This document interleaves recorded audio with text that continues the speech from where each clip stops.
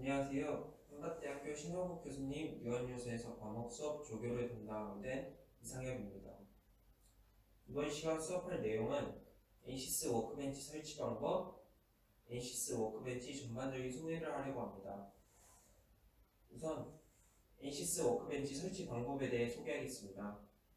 지금 설치하는 것은 엔시스에서 학생용 버전으로 무료 배포하는 것이며 누구나 사용 가능합니다. 먼저 구글에서 엔시스 워크벤치 스튜던트 버전을 검색합니다. 그리고 프리 스튜던트 소프트웨어를 클릭합니다. 그러면 엔시스 회사의 홈페이지가 나오게 됩니다.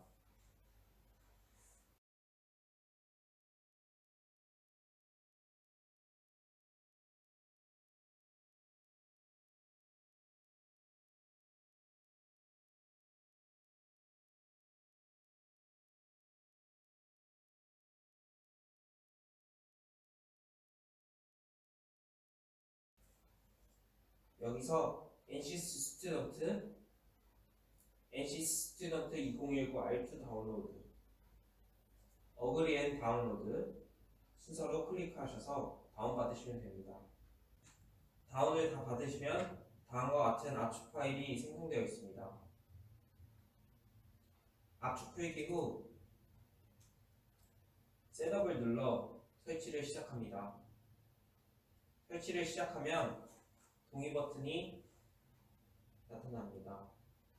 동의 버튼을 누르고 넥스트를 누르면 설치가 시작됩니다.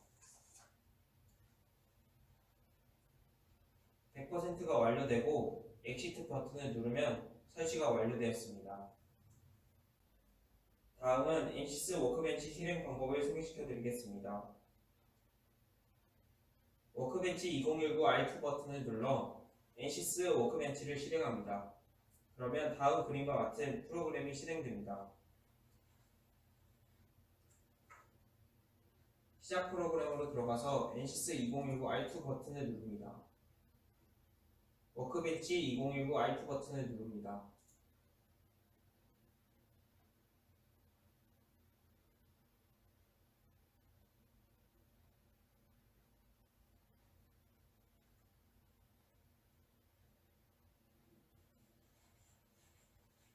엔시스 워크벤치 2019 R2를 실행하였습니다.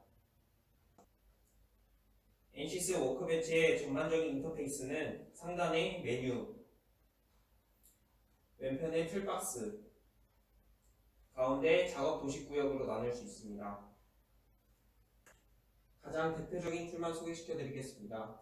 메뉴의 파일은 해석 파일 새로 만들기, 열기, 저장에 관한 작업을 지원하며 뷰에서는 엔시스 워크벤치 내에 화면 구성 요소를 추가합니다. 툴은 해석 파일을 새로 고침 및 업데이트 작업, 옵션 변경 기능을 지원하며 유닛에서는 단위계 설정 및 변경 기능을 지원합니다. 익스텐션스는 LSI나 EN사이트 등 다른 시뮬레이션 환경을 연결시켜 줍니다. 잡은 해석 수행 진행 확인이 가능하며 헬프는 엔시스 워크벤치 내에 발생하는 문제에 대한 해결 방법을 지원합니다. 툴박스의 내용을 살펴보겠습니다. 툴박스의 내용은 어널리시 시스템, 컴포넌트 시스템, 커스텀 시스템, 디자인 익스플로레이션, ACT 크게 5가지로 이루어져 있습니다. 어널리시 시스템은 정적 구조 해석, 열 해석, 고유 진동수 해석, 전자기장 해석 등 다양한 해석 시스템을 지원하고 있습니다. 컴포넌트 시스템은 해석 시스템을 구성하는 기하 모델 생성, 요소 생성, 후처리 기능을 지원하고 있습니다. 커스텀 시스템은 복합적인 해석을 동시에 수행할 수 있는 시스템이며 대표적으로 유체 고체 해석, 열 응력 해석 등을 지원하고 있습니다. 디자인 익스플로레이션에서는 최적화 해석, 매개 변수 상관관계, 6시그마 해석을 지원하고 있습니다. 마지막으로 ACT는 엔시스 커스터마이제이션 툴킷의 약자로 엔시스 워크벤치 환경에서 사용자가 새로운 기능을 추가하거나 통합 관리를 수행하는 사용자와 응용 프로그램을 지원합니다. 저희는 이 많은 것들 중 어널리 시스템의 모달 스태틱 스트럭처만 사용하게 될 것입니다. 작업 도식 구역은 툴박스에서 컴포넌트를 드래그나 더블 클릭을 통해 개별적인 독립 해석 시스템이 생성됩니다. 이 시스템은 셀이라는 7개의 개별 컴포넌트를 구성합니다. 다음은 각각의 셀이 나타내는 기능과 셀 우측에 셀의 상태를 설명해주는 아이콘에 대해 설명하겠습니다. 첫 번째 1번은 해석 종류를 나타냅니다. 2번 엔지니어링 데이터는 해석에 사용되는 재료를 정의합니다. 3번 지오메트리에서는 해석에 사용되는 기하 모델을 생성합니다. 4번 모델에서는 해석에 사용되는 재료 설정 및 요소를 생성합니다. 5번 셋업은 경계 조건 입력 및 해석 기반을 구축합니다. 6번 솔루션은 해석을 수행합니다. 7번 리절트에서는 해석 결과를 확인할 수 있습니다. 4번 모델 진입 시 5, 6번, 7번은 자동으로 안에서 실행이 가능합니다. 첫 번째 아이콘은 수행을 위해 해당 셀과 사용자의 확인이 필요하며 두 번째 아이콘은 수행을 위해 상향 데이터가 필요합니다. 세 번째 아이콘은 상향 데이터 변경으로 인해 세로 고침이 필요하고 네 번째 아이콘은 상향 셀의 변경에 따른 세로 고침이 필요합니다. 다섯 번째 아이콘은 상향 업데이트에 의한 변경으로 업데이트가 필요하고 마지막으로 여섯 번째 아이콘은 데이터 업데이트가 완료된 것을 나타냅니다. 셀 안의 내용으로 들어가 살펴보겠습니다. 엔지니어링 데이터는 물성을 입력하는 곳이며 더블 클릭하면 다음과 같은 창이 생성됩니다. 스트럭처 스틸은 기본 제공되는 물성이며 6번을 확대하면 판정 개수와 포화 성비가 입력되어 있는 것을 확인할 수 있습니다. 물성 생성 방법은 추후 예제를 통해 알아보도록 하겠습니다. 닫기를 누르겠습니다. 모델링 환경으로 넘어가 보겠습니다.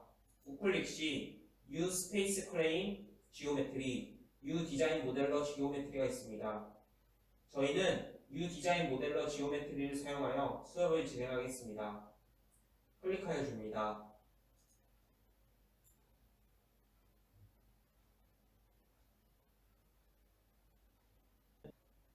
엔시스 디자인 모델러는 기하 모델 생성을 위한 모델링 프로그램이며 디자인 모델러 실행 시 위쪽에 툴, 왼편에 스케칭 툴박스 앤 트리 아웃라인, 디테일 뷰, 그래픽 리전으로 구성되어 있습니다.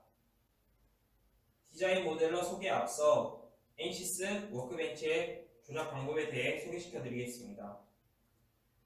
엔시스 워크벤치는 마우스 왼쪽 버튼, 휠 버튼, 마우스 오른쪽 버튼, 그리고 컨트롤 키를 이용하여 조작합니다. 마우스 왼쪽 버튼은 선택을 위한 조작 방법이며 1회 또는 2회를 클릭합니다.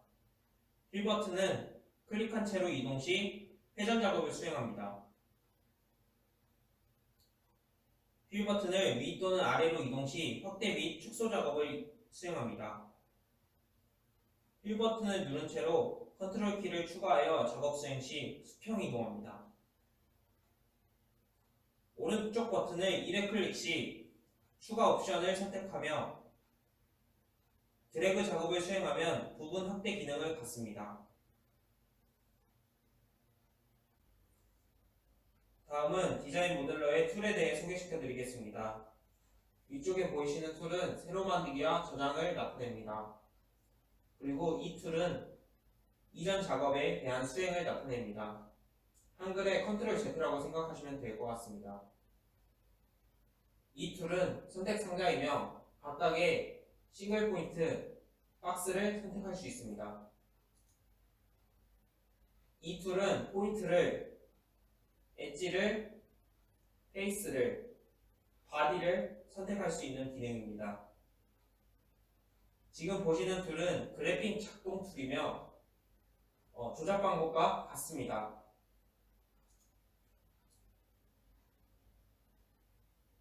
회전이 되는 것을 확인할 수 있습니다. 이동이 되는 걸 확인할 수 있습니다. 이처럼 다양한 그래픽 작동 툴을 가지고 있으며 평면을 보고자 할 때 평면을 누른 뒤 Look at Face를 누르면 그 평면을 바라볼 수 있도록 조작되어집니다.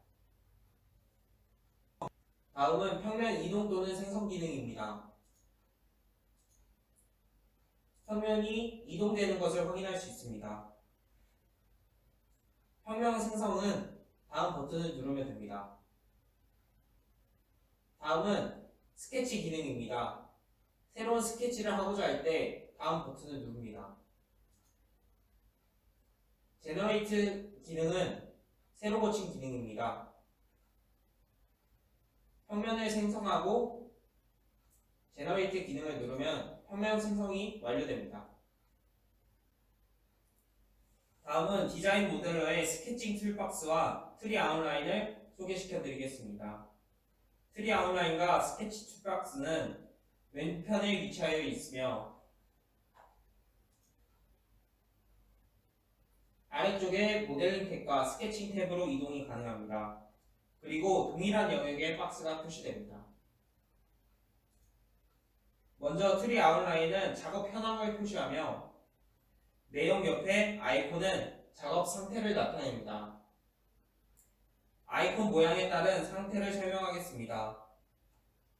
첫 번째 아이콘은 모든 것이 정상인 아이콘, 두 번째 아이콘은 작동이 멈춰 아무 영향이 없는 아이콘, 세 번째 아이콘은 잘못 설정된 부분이 존재하는 아이콘, 네 번째 아이콘은 정보를 수정하여 새로 고침이 필요한 아이콘, 다섯 번째 아이콘은 선택되지 않은 경우에도 스케치가 보이는 아이콘, 여섯 번째 아이콘은 개체 숨김의 아이콘입니다. 다음은 스케칭 툴박스를 소개시켜 드리겠습니다. 스케칭 툴박스는 아래 스케칭 탭을 눌러 이동합니다. 5개의 도구 박스가 존재합니다. 드로우, 모디파이, 디멘전스, 컨스트레인, 세팅이 존재합니다. 드로우에서는 모델 생성 작업에 관한 항목이 있고 모디파이에서는 모델 수정을 위한 작업에 관한 항목이 있습니다. 디멘전에서는 모델 치수 입력에 관한 항목이 있고 컨스트레인에는 구속 조건 입력에 관한 항목, 세팅은 스케치 보조선에 관한 항목이 있습니다. 다음은 디테일 뷰에 대해 소개시켜 드리겠습니다. 디테일 뷰는 스케치 작업 중에 나타나며 모델링 탭에서 트리를 누를 경우 상세 보기에 데이터를 입력하게 되어 있습니다. 디테일 뷰는 대상의 세부 정보, 기본 형상 옵션, 고급 형상 옵션, 디자인 모델러 형상 옵션을 다룹니다. 하나의 예제를 통해 디자인 모델러의 기능을 살펴보겠습니다. 한 변의 길이가 1m인 사각형을 모델링해 보겠습니다. 모델링 평면은 XY 평면으로 하겠습니다. 먼저 모델링 탭을 눌러주시고 XY 평면 클릭 후 Look at Face를 클릭합니다. 그럼 XY 평면으로 이동하게 됩니다. 스케칭 탭에서 렉탱글을 누르고 작동합니다. 디멘전스에서 치수 입력을 완료해 보겠습니다. 제너럴을 클릭해 주시고 각 변을 클릭합니다. 디테일 뷰에서 치수 입력을 완료합니다. 오른쪽 버튼을 클릭하여 드래그하여 확대해 보겠습니다. 각 변이 파란색으로 이루어져 있는 것을 볼 수 있습니다. 제발.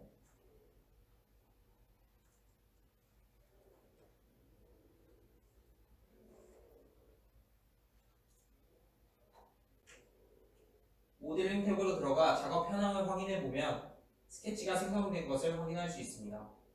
이번 작업은 스케치를 정의해 보겠습니다. 컨셉으로 들어가서 Surface from Sketch, 스케치를 클릭합니다. 어플라이를 누릅니다. 제너레이트를 눌러 스케치를 정의해 줍니다. 제너레이트 누르면 스케치 정의가 완료된 것을 확인할 수 있습니다. 이상 지오메트리에서의 소개를 마치겠습니다. 닫기를 눌러 창을 닫아주도록 하겠습니다. 다음은 모델 셀을 더블 클릭하여 프로그램을 실행합니다.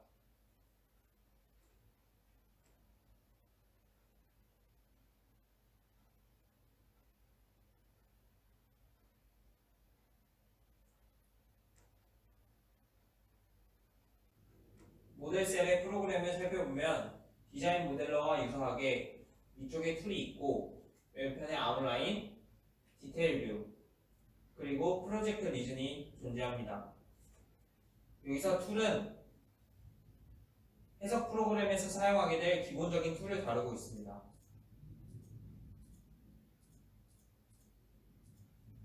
현재 가리키고 있는 이 컨텍스트 파일은 작업 환경에 따라서 바뀌게 됩니다.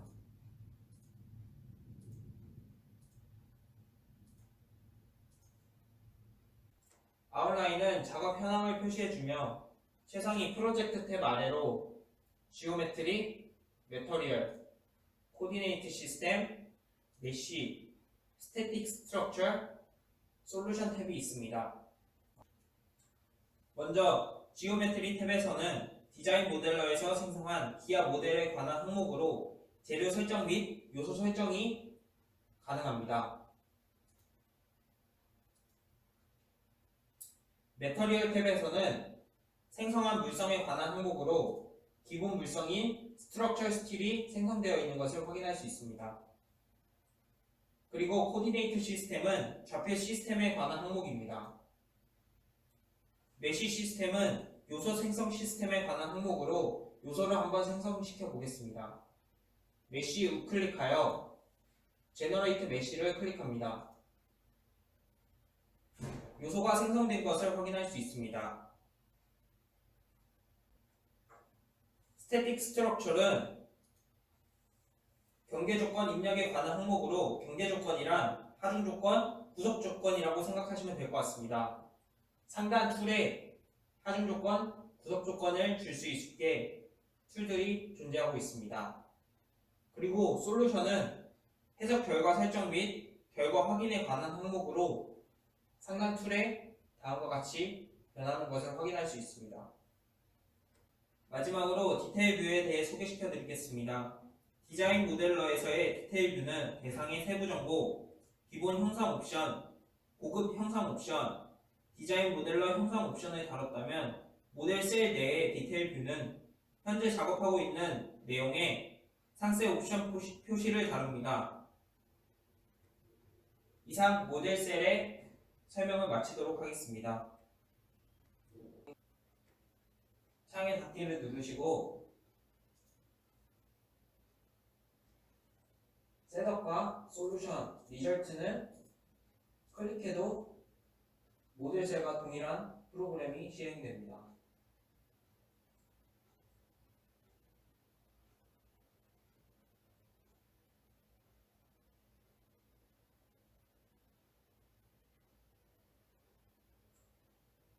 솔루션과 리졸트는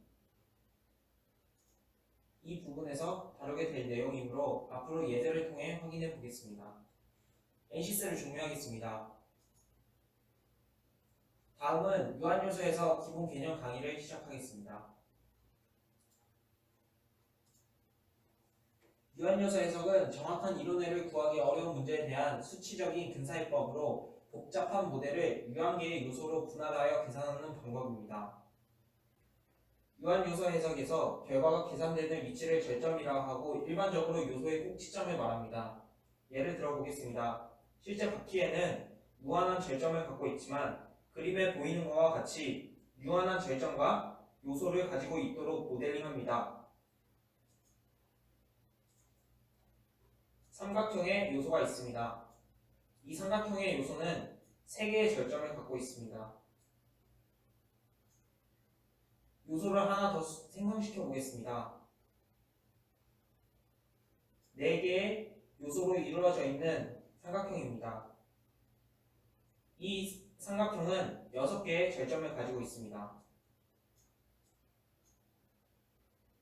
요소가 많을수록 해석 시간이 많이 필요하며 정확도는 올라갑니다.